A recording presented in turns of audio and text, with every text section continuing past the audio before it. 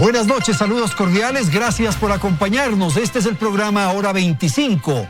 Tendremos una edición especial de nuestro programa de opinión para tratar temas especialmente interesantes a esta hora en el país. Es que estamos asistiendo a un momento dramático de la vida nacional. Por un lado, la pandemia del COVID-19 y por otro, la catástrofe económica. Hoy en Hora 25 vamos a tratar los dos temas. Es una edición especial, como hemos dicho, para poner en juicio de los ecuatorianos estas dos fatalidades. Nos visita en el estudio en la ciudad de Guayaquil Juan Carlos Ceballos. Él es el ministro de Salud. Gracias por estar con nosotros, señor ministro, bienvenido. Y también quiero indicar que nos acompaña aquí en el estudio de Teleamazonas en la ciudad de Quito el rector de la Universidad Central, el doctor Fernando Sempértegui. Queremos anunciar que después de que cumplamos y tratemos este primer momento del programa, este primer segmento del programa, va a estar con nosotros Vicente Albornoz para analizar y comentar las medidas propuestas, anunciadas por el presidente de la República, que tienen como afán crear un fondo humanitario. Aquí empezamos. Gracias por estar aquí en la señal de Teleamazonas. Señor ministro, bienvenido y empezamos con la primera pregunta. ¿Usted advierte que el sistema de salud público se encuentra en plenitud y que puede atender adecuadamente? ¿O la otra parte, ha colapsado el sistema? Buenas noches, ministro, le escuchamos. Buenas noches, Andrés, y un saludo cordial a Fernando también. Yo creo que tenemos suficiente evidencia de que el sistema de salud no ha colapsado. En términos de al menos 4 indicadores. 1, talento humano. El segundo, infraestructura, es decir, la cantidad de camas disponibles que hay tanto en hospitalización como en terapia intensiva. En tercero, la cantidad de insumos que se necesita para protegerse del virus. Y la cuarta, en términos de equipos, particularmente los ventiladores o respiradores que se van a utilizar y que se están utilizando. Hay hospitales, obviamente, especialmente aquí en la ciudad de Guayaquil, donde me encuentro ahora, que tienen unas necesidades mayores. Sin embargo, hemos hecho una fusión o hemos mostrado más bien una coordinación entre lo que es, por ejemplo, el Instituto Ecuatoriano de Seguridad Social y sus hospitales y el Ministerio de Salud Pública. Y esto es novedoso porque vemos que hay necesidad de esta coordinación para servicio del guayaquileño, para servicio del ecuatoriano. Ahora, pero las condiciones no son iguales en todo el país. Hay incluso ciudades que no tienen hospitales, ministro. Fíjese usted el caso de Pedernales o el caso de Bahía, en que funcionan esos hospitales muy precariamente adheridos, anexados a campamentos. ¿Qué ocurre en el resto del Ecuador? Bueno, en realidad, particularmente en Pedernales, por ejemplo, ellos tienen un hospital móvil que está ahí. Pero no se puede pretender colocar un hospital en cada ciudad, en cada pueblo pequeño. Pero, sin embargo, nosotros, ¿qué hemos hecho? Hemos colocado una cantidad de ambulancias que van a ser, digamos, van a transportarse y van a transportar los pacientes de sitios distantes de la misma provincia. Ocurre, por ejemplo, eso en Chimborazo. Y hemos destinado en cada ciudad hospitales que sean exclusivamente de COVID para mejorar la eficiencia y otros hospitales que puedan también servir como para mejorar las condiciones o para atender a los pacientes que no son COVID, pero que necesitan seguir atendiéndose, como por ejemplo en el caso de la maternidad o en el caso de politraumatismos. Hay sitios específicos de traumatología que están destinados en unos hospitales que son diferentes. O el caso del Vaca Ortiz, aquí en la ciudad de Quito, que hay niños que sufren de cáncer y que piden los padres que estos chicos, estos niños, sean desplazados, sean movidos a otra casa de salud. Por supuesto, y hemos sido súper cuidadosos, por ejemplo, en términos de los flujos.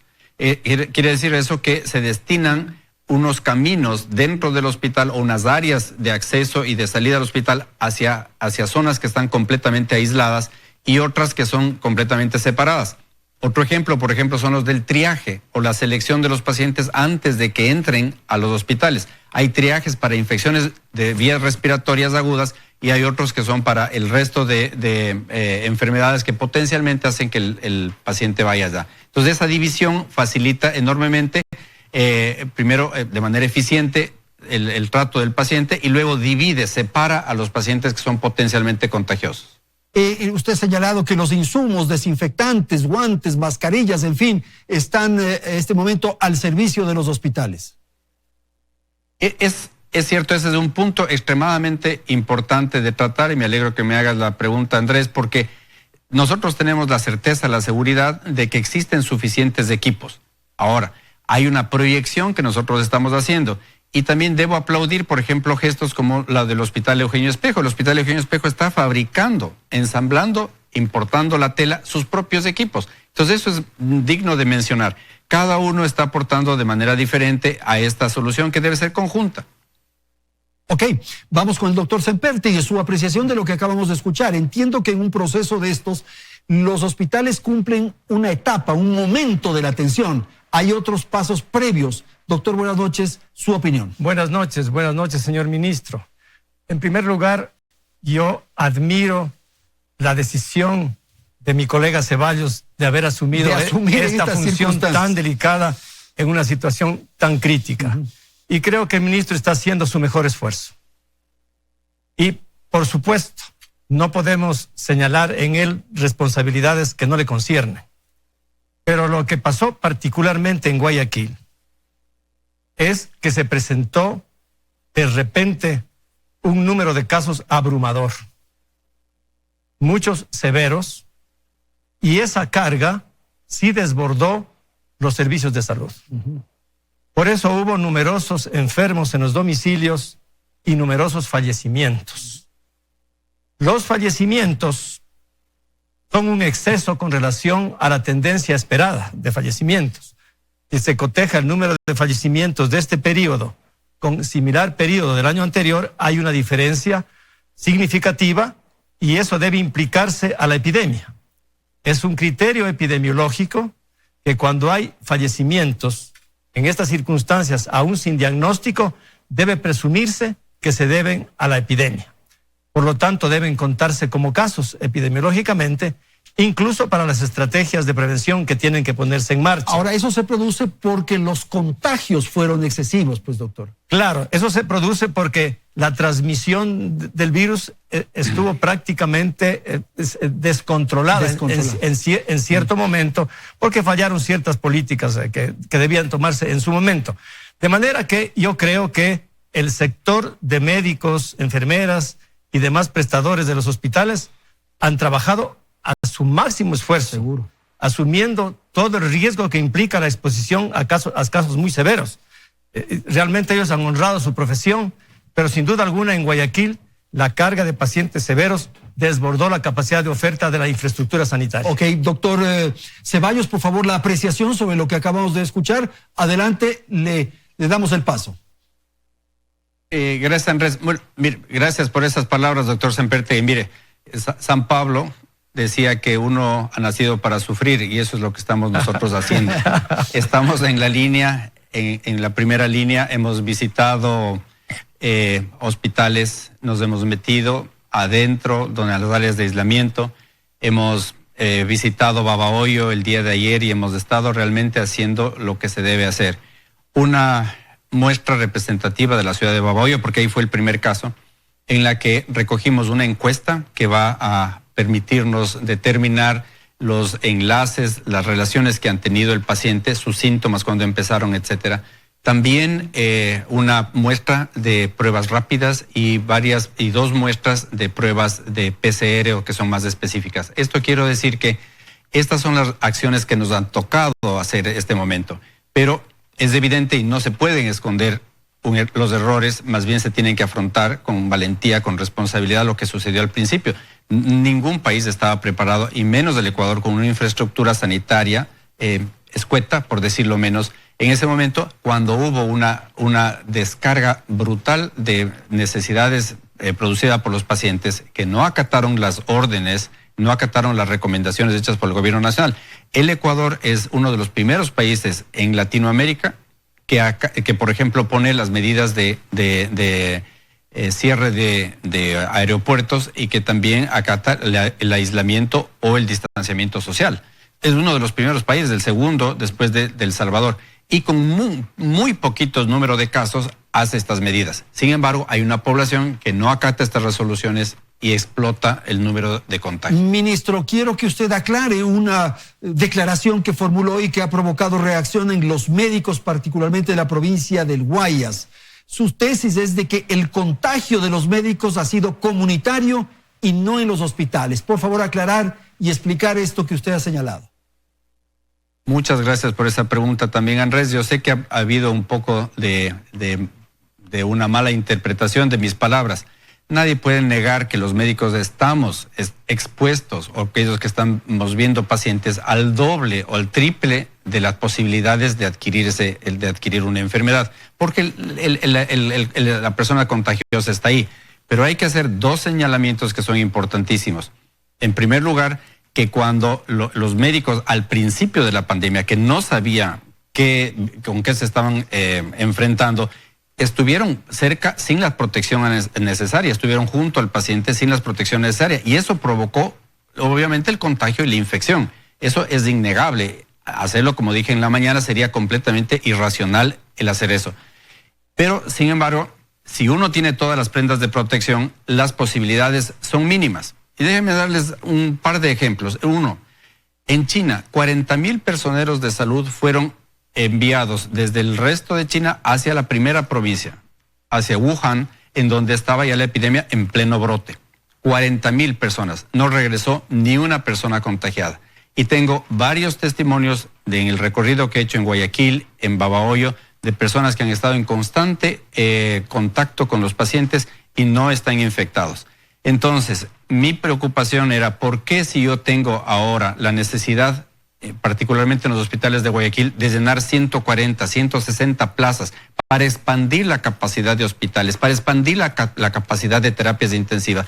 Los médicos se niegan a venir a Guayaquil, llenan la contratación o los procesos de contratación rápida que hemos implementado, pero saben que están a Guayaquil y se niegan a venir. Y se mantienen. Eso es terrible. Eso no es posible, porque nuestra misión es servir, estar junto al paciente. Entonces, en ese sentido eran mis aseveraciones. Muchos de los pacientes, de los médicos, de las enfermeras, personal de salud, se contaminó fuera del hospital y transmitió, sin quererlo, estando asintomático, hacia el personal de salud, incluyendo médicos, enfermeras y personal administrativo. Esta es una realidad. Pero en un segundo más, si es que el personal médico se sintió ofendido, pido disculpas por eso. Yo admiro y quiero a quienes están conmigo luchando en esta profesión y sobre todo en vencer el virus de esta pandemia. Vencer el virus. Es posible vencer al virus. No hay cura, no hay remedio, doctor.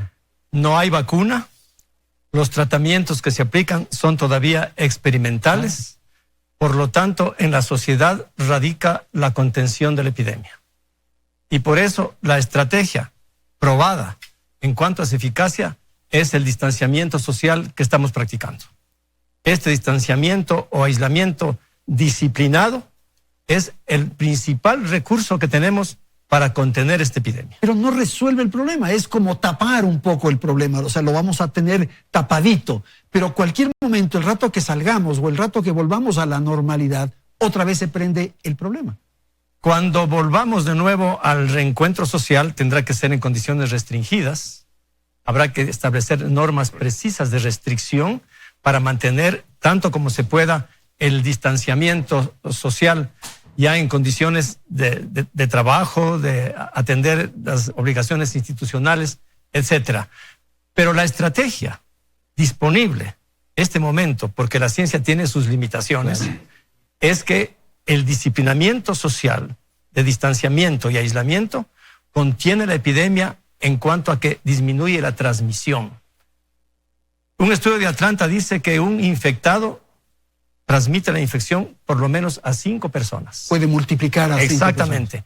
De lo que se trata es de disminuir ese número. Lo ideal es a menos de 1. Cuando la transmisión es a menos de 1, la epidemia está bajo control.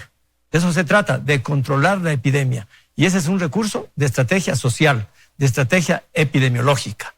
Por eso lo que estamos viviendo ahora es parte de esa estrategia. Y yo he insistido, y ahora reitero frente al señor ministro, que tenemos que mantenernos en casa al menos hasta el 30 de abril. Tenemos que continuar. ¿Por qué razón? Porque abril, de acuerdo con las trayectorias epidemiológicas de las infecciones respiratorias, abril es el mes de las gripes e influencias estacionales. Ah, cambia la estación, ¿no? Exactamente. Y no sabemos cómo se va a comportar este coronavirus en este mes. En segundo lugar, el número de casos se ha incrementado. Estoy hablando ahora de Quito. El número de casos se ha incrementado. Tercero, la adhesión a este distanciamiento ha sido gradual. Al principio no se consiguió una disciplina muy amplia, de manera que en las próximas semanas va a haber más casos y con seguridad habrá también más casos severos. Ahora, doctor, lo que ocurre es que señalan expertos o gente que conoce del tema, es que la única forma, bueno, es la vacuna, y segundo, que el mismo organismo genere anticuerpos y sea inmune. Entonces, que sí es bueno que le dé un poquito, digámoslo así, del COVID-19. Yo le he escuchado al propio ministro que él señala que en un momento dado vamos a tener el 60 o 70% de la población afectada con el COVID-19. Bueno, lo que se conoce de esta epidemia por la información de China sobre todo es que el 85% se infecta y es asintomático. Pero eso resulta hasta cierto punto mejor, digamos. Es para ellos, claro. Porque y para todos, porque vamos creando defensas. Claro, porque es asintomático. Hay un segmento de casos leves o moderados. Los que realmente requieren hospitalización son el 10%, el 15%, perdón, y los que se vuelven críticos, el 5%. Pero claro, a medida que más se infectan, entonces la población adquiere más y más inmunidad. Se supone que si la población está infectada en un 40-50%, entonces la circulación del virus prácticamente se extingue y el resto de la población ya no tiene oportunidad de encontrarse con el virus y por lo tanto la epidemia... Y si se encuentra, repele, digamos, el mismo organismo. Bueno, si se encuentra, repele el que ya se encontró. Al que tiene. Claro, exacto. Claro. Porque el que no se ha encontrado va a tener infección. Y esta infección puede ser asintomática, puede ser leve o moderada o puede ser severa. Ministro, su opinión de lo que acabamos de escuchar, por favor, si es tan amable. 100% de acuerdo con el doctor Sempertegui, 100%. Sin embargo, creo que hacer una adición. Tenemos dos vías de controlar el virus. La primera es lo que bien señala Fernando, que es el respecto al distanciamiento social, a este aislamiento social, etcétera. Pero el gobierno también tiene su obligación. Y esa obligación que el gobierno tiene, que los hemos asumido con responsabilidad, es la de detectar los casos. Y el detectar los casos, una vez detectados los casos, van a aislamiento y van a lo que hemos visto de cuarentena. Por ejemplo, en el Ecuador tenemos un gran número de pacientes que están con el virus positivo, con la prueba positiva del PCR, es decir, que tengo el virus, y esos han ido a aislamiento domiciliario. Y cerca del 80 o 90% de ellos están bien. Unos requieren hospitalización, como ha dicho bien el doctor Sempertegui, y un porcentaje mínimo necesita cuidados críticos y desafortunadamente una proporción de esos también fallece. Ahora, doctor, frente a este escenario, esta posibilidad de que se contagie el 60-70%, según usted señaló, el doctor Sempertegui nos dice que la experiencia china es del 85%. ¿Ese contagio paulatino resulta adecuado o no? ¿Qué opinión tiene usted? Por supuesto, es lo ideal. Mire, sí, entre el 60, y para no contradecir al doctor Sempertegui, entre el 60 y el 80% de la población va a estar controlada, va a infectarse. Es preferible que lo haga de manera paulatina, no con una carga viral tan grande como la que vimos al inicio de Guayaquil, que hizo que la explosión de casos sea inmanejable, que es una realidad y que no podemos esconder, y que cause tantas muertes, sobre todo, y muertes que todavía están ocurriendo en la ciudad de Guayaquil. Sin embargo, si eso se hace paulatino, el problema es mucho menor. La gente, al igual que el sistema sanitario, nosotros podemos manejar un cierto número de pacientes y un cierto número de fatalidades. Pero en el organismo internamente también, si hay pocos virus o una carga menor de virus, no creo que haya como decir pocos virus, sino una carga menor de virus, el organismo tiene la oportunidad de crear los anticuerpos, de crear las defensas y controlar al virus. Entonces, al final de los 120 días, que también es un número flexible, todo esto estamos aprendiendo. Acuérdense que es la primera vez que vemos un coronavirus y muchas de las cuestiones que nosotros decimos escritas en piedra o blanco y negro van cambiando y deben ser cambiando, deben ser flexibles porque nos vamos acomodando. Decía, después de esos 120 días, nosotros vamos a tener una gran cantidad de la población expuesta, pero a un menor ritmo. Particularmente sería interesante ver la opinión también del doctor Sempertegui de lo que va a ocurrir en Quito. Por lo menos nosotros lo que tenemos es mucho menos casos en Quito y también la proporción de aquellos que han muerto en Quito es menor. Entonces, sí, son 8 o 9 veces menos la carga de enfermedad y de esta pandemia de lo que ocurre en Quito comparado con lo de Guayaquil, lo cual es bueno para Quito. Ok, entonces tal vez un poco para continuar con esta idea, se podría pensar en que es bueno ir soltando un poco la cuarentena para que este contagio sea paulatino, sin perjuicio de analizar lo de Quito que le propone. Sí, Andrés, creo que hay que hacer una precisión para que no se confunda los televidentes. Lo que dijimos del 85% es que de 100 infectados, de 100 que se infectan. Infectados, no de la población. 85 ya pasan sin mayor problema. Ok. Ya. Y 15 tienen que ir al hospital y de esos el 5% podría ser crítico. No es del 85% de la población, es de los infectados. Exacto. Ya está. Evidentemente, mientras más personas hayan pasado por la infección, la colectividad en su conjunto va ganando. Claro. Va ganando porque tenemos más inmunizados hasta que en cierto momento la circulación del virus ya no existirá y por lo tanto no habrá posibilidad de infectarse. O sea, va a existir siempre. Lo que va a ocurrir es que ya no nos afecta, ya no nos... Claro, ya los huéspedes, ya casi no hay huéspedes humanos. Los huéspedes humanos han sido tan numerosos, tan copados. Exacto, que ya hay un sector de la sociedad que no está inmunizado, pero no tiene oportunidad de encontrarse con el virus. Entonces, esa es la estrategia. ¿Y lo de Quito, usted cree que sí va a aumentar el pico? Y voy a ir al punto de las pruebas diagnósticas. Había un stock muy limitado de pruebas diagnósticas. Eso no es responsabilidad del ministro Ceballos. Él se encontró con ese stock limitado. Él ha gestionado y ha conseguido un stock ahora importante. Y se está haciendo ahora más diagnósticos. Eso es muy importante porque es la segunda estrategia epidemiológica que complementa al distanciamiento social. Pero aquí tengo yo una observación. Los diagnósticos se han estado haciendo a pacientes con síntomas evidentes que reclaman atención, lo cual está bien. Claro.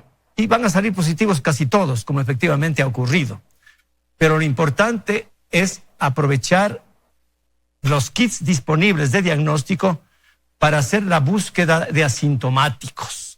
Porque los asintomáticos se pasean transmitiendo la infección porque ellos se sienten bien. No nos damos cuenta. Exactamente. Claro. Entonces, el señor ministro seguramente está implementando lo que yo llamo una estrategia sectorial de búsqueda de asintomáticos. ¿Qué quiere decir eso, Andrés?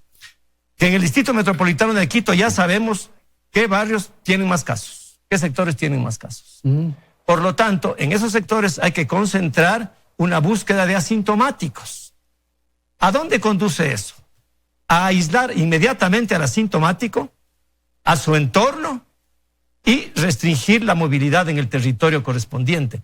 Eso hicieron los coreanos con muchísimo éxito porque ellos tienen dispositivos electrónicos de localización de las personas. Nosotros no tenemos eso, pero los coreanos en su mejor momento, digamos, de disponibilidad de kits, hacían 15,000 a 20,000 pruebas por día diagnósticas.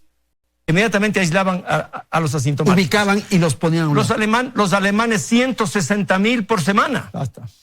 Y por eso tienen tan baja mortalidad. Bueno, nosotros no podemos tener esa escala de diagnósticos, pero aprovechemos con eficiencia lo que hemos podido conseguir.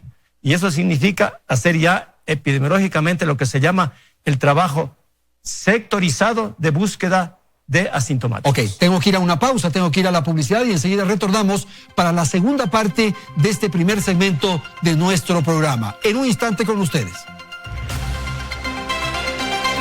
Gracias por continuar en nuestra sintonía.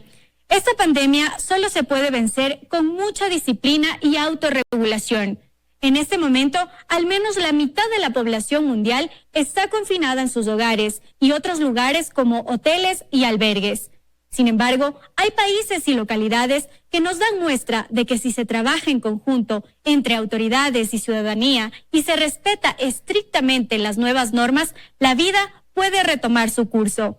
Wuhan, la ciudad donde apareció el primer caso, volvió a la vida el pasado miércoles, tras cumplir 76 días de estricta cuarentena. Así, Con un espectáculo de luces, fue como Wuhan recuperó su libertad.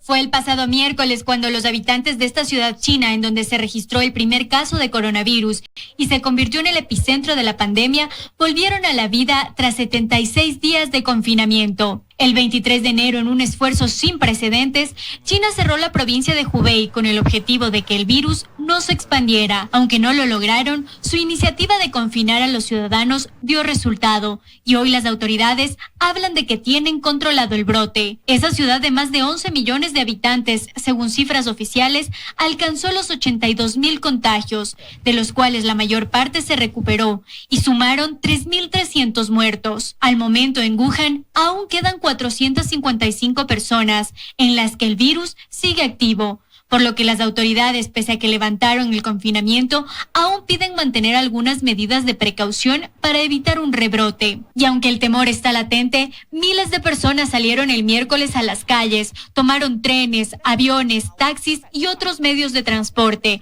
así como los negocios y centros comerciales abrieron sus puertas. Sin embargo, hoy la vida no es la misma, pues los ciudadanos deben portar siempre una mascarilla. Se realizan continuos controles de temperatura en los sitios públicos y otras medidas. Y aunque parece que vencieron, esta es solo una batalla. Pero además de la tenacidad de los habitantes de Wuhan para respetar la cuarentena, se destacan las políticas implementadas en otros países y la actitud de su gente. Corea del Sur se ha convertido en un ejemplo para el mundo, pues pese a su cercanía con China, el número de contagios y la tasa de mortalidad es mucho menor. Según el gobierno surcoreano, se realizan 10,000 pruebas por día, lo que ha permitido aislar a la población asintomática. Lo mismo ocurrió en el poblado de Buganev, en Italia. Pese a estar en uno de los países europeos más golpeados por el COVID-19, su estrategia fue realizar pruebas a todos los habitantes. Así, han podido controlar los casos en su localidad. Singapur fue más allá de la cuarentena y las pruebas. Ellos crearon un sofisticado software que permite seguir la ruta del virus y aislar a todas las personas que tuvieron contacto con algún caso positivo. Y aunque algunos países no tengan la capacidad de adquirir pruebas para todos sus habitantes o la tecnología aún no les permita tener un sistema como el de Singapur, lo que está claro es que la disciplina de la gente permitirá vencer al virus lo más pronto posible. Vamos entonces a provocar una segunda parte de esta conversación entre el ministro y el rector. Nos acompaña aquí el rector de la Universidad Central y en Guayaquil el ministro de Salud. Esto de la disciplina que estábamos conversando, Fernando, eso es lo fundamental a esta hora. Esto es lo fundamental. Lo fundamental, en este momento. Contener este virus depende de nosotros. Así hay que resumir. El director de la Organización Mundial de la Salud, ayer en un mensaje, advirtió, previno que no se suspendan estos distanciamientos de manera prematura. Ya. Que hay que asumir el sacrificio que implica extender este distanciamiento por el beneficio posterior. Si en el mes de mayo nosotros tenemos un crecimiento gradual, no exponencial de los infectados, estaremos en condiciones de manejar mejor los casos graves. Ahí ese momento empezamos a revisar la posibilidad. Y sobre todo evitaremos abrumar a las unidades de salud, a los hospitales. Evitaremos poner en riesgo a los servidores de la salud. De acuerdo con los estudios de China, siempre la tasa de infección es mayor en los que prestan servicios en los hospitales en estos casos. De manera que lo que dijo el señor ministro es importante. Sería injustificable que no tengan las prendas de bioprotección. Pero aún así, sin duda alguna, ellos están en más riesgo que la población general. Sin duda. Por lo tanto, ¿cómo podemos nosotros como sociedad defender a nuestros médicos, enfermeras y demás trabajadores de la salud quedándonos en casa, haciendo este sacrificio adicional? Ok, ministro, hace un momento, en el segmento anterior, el rector Sempertegui comentó que tal vez es conveniente irnos hasta el 31 de abril. 30. ¿Al 30? 30 de abril. ¿Cuál es la apreciación que usted tiene sobre este pedido o este mensaje que acaba de formular el rector? A mí me parece que es una medida prudente, pero tenemos que ir viendo de acuerdo a los datos cómo vamos haciendo las proyecciones. Y yo creo que es diferente hablar de Guayaquil porque los tiempos de diseminación y del virus fueron diferentes en Guayaquil que, por decir un ejemplo, Carchi o Sucumbíos. Entonces, cada ciudad tiene que ser, y cada provincia tiene que ser evaluada con sus propios datos, que es lo que estamos haciendo nosotros ahora. De acuerdo al histórico chino de la ciudad de Wuhan, que acaba de abrirse al mundo de nuevo, con las restricciones y con algunas cuestiones, debería ser 79, 80 días, y eso corresponde alrededor del 11 de mayo, ¿no? Es decir, 11 de mayo sería la fecha ideal, pero de nuevo, son proyecciones de que tienen que tomarse en cuenta de acuerdo a la realidad local, a la realidad de cada ciudad. Como digo, Guayaquil es diferente de Quito. Quito está subiendo, mientras Guayaquil vemos que la curva se está aplanando. En cambio, no sabemos qué es lo que va a pasar con Esmeraldas o Sucumbíos, porque son tiempos diferentes. Ok, quisiera proponerles en esta parte del programa asuntos más terrenales, si cabe el término. Por ejemplo, ministro, ¿usted es partidario de usar qué desinfectante? ¿El alcohol, el cloro? ¿Cuál desinfectante debemos usar en casa quienes nos están escuchando ahora mismo? A ver. El alcohol es el más asequible, debe ser al menos del 70%, o alcohol puro, o alcohol mezclado con gel, ¿no? Esto llega a matar al 99% de las bacterias, se dice, y obviamente al virus también. El cloro es importante también, pero el cloro mancha la ropa, entonces hay que tener cuidado con eso. Pero la limpieza de las superficies, la limpieza del piso, etcétera, con cloro se puede hacer. ¿Usted es reacio a estas recetas o recomendaciones caseras, hacer gárgaras con agua con sal, con vinagre, vaporizaciones de eucalipto? El NIM que está de moda ahora, ministro, por favor. Mire, yo estoy más apegado al método científico. Yo creo que todas esas medidas, no sé si resulten buenas o malas, pero yo me iría a tener la mejor evidencia que existe como para implementar un tratamiento. Fíjese, por ejemplo, voy a dar un ejemplo de la hidroxicloroquina y la citromicina, que se utilizó y que fue muy en boga, inclusive recomendada inicialmente por algún personal de este Ministerio de Salud. Y sin embargo ahora Francia ha objetado, ha dicho que no va más de eso por la cantidad de muerte súbita que provoca. Y la Sociedad Ecuatoriana de Cardiología, el capítulo de Quito de manera particular, se ha opuesto al tratamiento así sin ninguna restricción. El Ministerio de Salud ha tomado una política que es, mire, si usted quiere tratarle como médico y es bajo su responsabilidad y su criterio, lo haga. Pero el eucalipto, la raspadura, pasar el huevo o el cuy, son cosas que no sirven, que no están, o que no diría que no sirven, pero que realmente no están comprobadas científicamente que pueden ser útiles para este caso. Por favor, doctor, si usted quiere comentar esto. Bueno, sí, yo comparto plenamente la posición, señor ministro. En redes circulan tantas sugerencias. Sí. El problema es que eso puede perturbar lo que queremos lograr, y es este distanciamiento y relajar la disciplina, porque las personas pueden confiarse a estas opciones que circulan en las redes que carecen de todo fundamento científico. Las gárgaras con sal no tienen nada que ver con la contención del virus una vez que la persona está infectada. De manera que sí, en esto hay que atenerse a la mejor información. No cabe la menor duda. Doctor, el que ha tenido ya el COVID puede recaer en un momento dado. ¿Puede reactivarse? Acabo de estudiar una publicación científica, creo que apareció hace 3 o 4 días. Es una investigación muy seria, ya en modelos animales, que muestra que no. Ya generó las defensas. Exactamente. No. Exacta. Y si algún caso infectado, dado de alta, después tiene problemas, este estudio dice, seguramente no había resuelto. No había resuelto, y tal vez incluso la prueba diagnóstica dio un falso negativo. De manera que no, los experimentos en modelos animales muestran de manera clara, esta es una última publicación, que no existe esa posibilidad. ¿Usted, ministro, es partidario de estos túneles de desinfección, estas fumigaciones en calles y plazas? ¿Tiene algún sentido esta tarea, esta campaña que se lleva adelante? No se sabe. No hay suficiente evidencia de nuevo para ver si es que esto funciona o no. El virus está dentro de los pulmones de la gente, no está en las superficies. Sin embargo, el virus puede flotar, el virus puede adherirse a estas superficies.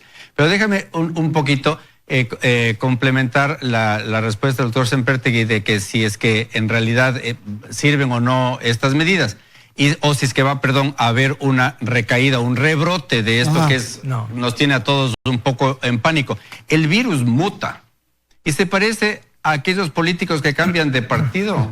Son siempre políticos dañinos y siempre van a estar cambiando de partido y van a mutar de un lado al otro haciendo el daño. Entonces no se sabe la verdad qué va a pasar con este virus y no se sabe si va a haber un rebrote.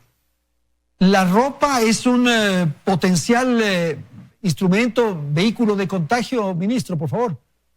Sí, por supuesto que es, y esa es la razón por la cual nosotros utilizamos varios trajes protectores de diferente calidad y de diferente cobertura del cuerpo. Un médico, por ejemplo, que está directamente relacionado con el paciente que está intubado, necesariamente tiene que utilizar todo un traje, una cobertura, un visor facial, etcétera, de manera que se elimine completamente la posibilidad de que parte de la piel esté expuesta. Mientras tanto que un personal de salud que esté relacionado con un paciente o esté tomando en cuidado de un paciente que ya ha estado pasando la fase aguda y esté por irse de alta, ese sujeto, ese médico va a necesitar otro tipo de vestimenta. Ok, ¿quiénes son los más vulnerables para contagiarse del COVID-19? Bueno, para infectarse, cualquiera de nosotros. Toda la población. ¿Quiénes son más vulnerables para adquirir una infección que se complica, que se vuelve crítica, que lleva al hospital y a la unidad de cuidados intensivos? Son personas que tienen lo que se llama otras enfermedades o comorbilidades, como decimos los médicos. Diabéticos, hipertensos, personas con sobrepeso, con enfermedades crónicas, también personas de edad más avanzada, porque el sistema inmune, conforme avanza la edad, tiene lo que se llama la inmunosenescencia. También se envejece el sistema inmune y las respuestas no son iguales a las del joven. Por lo tanto, todos tenemos que protegernos y proteger también a nuestros mayores, porque es absolutamente importante. Tengo que decir algo con relación al rebrote que dijo el señor ministro. Cierto es que los virus pueden mutar y lo que se hace frente a las epidemias es seguir la ruta de los virus para ver si tienen cambios. Pero hasta este momento, este virus se mantiene igual. De manera que con este virus, tal como está, la investigación que acabé de describir muestra que no hay posibilidad de que una persona que ya se infectó vuelva a aparecer después infectada. Entonces es importante señalar, porque para que para entender cómo es esto. Los televidentes comprendan mejor el comportamiento. Vamos a terminar entonces esta parte del programa. Quisiera un mensaje, si es tan amable, señor rector, y luego le pedimos al ministro y con eso concluimos. Por favor. Bueno, mi mensaje va a toda la sociedad, a que nos mantengamos en casa, y ya el señor ministro pues está más o menos de acuerdo en que el 30 de abril es lo mínimo que podemos esperar, siempre que de acuerdo con las evaluaciones correspondientes. Y mi mensaje también va a los médicos y demás trabajadores de la salud que están exponiendo su vida en los hospitales de este país. Y mi mensaje a los médicos y demás trabajadores de la salud de Quito, donde tengo muchísimos alumnos de la Universidad Central, médicos, haciendo sus posgrados en las unidades críticas. Y tengo también internos rotativos, estudiantes de último año de medicina, de enfermería y obstetricia, que entregan su cuota sacrificada. Desde luego ellos no están directamente manejando casos con esta infección, pero son un recurso importante complementario en otros servicios de los hospitales donde hay otros pacientes con otros problemas. Así que si queremos protegernos, depende de nosotros. No hay vacuna ni tratamiento definido. Depende de la sociedad. Ok. Ministro, por favor, Juan Carlos, con usted terminamos. Un agradecimiento a toda la gente por su estoicismo, por su paciencia y por un mensaje de que dije hoy en la mañana en la cadena nacional también, este es el día de la esperanza. Tengan confianza, tengan fe, estamos haciendo lo que debemos hacer. Y una cosa adicional, a estos médicos rurales, a esas personas jóvenes que vinieron de manera voluntaria acá a trabajar a la ciudad de Guayaquil. Ustedes, médicos jóvenes, médicos rurales, son un ejemplo para la sociedad. Ustedes, ese es el ejemplo, ese es el juramento hipocrático que nosotros debemos seguir. A nosotros, a eso nos debemos. Muchas gracias. Muchísimas gracias entonces a Juan Carlos Ceballos, ministro de Salud, y a Fernando Sempertegui, rector de la Universidad Central.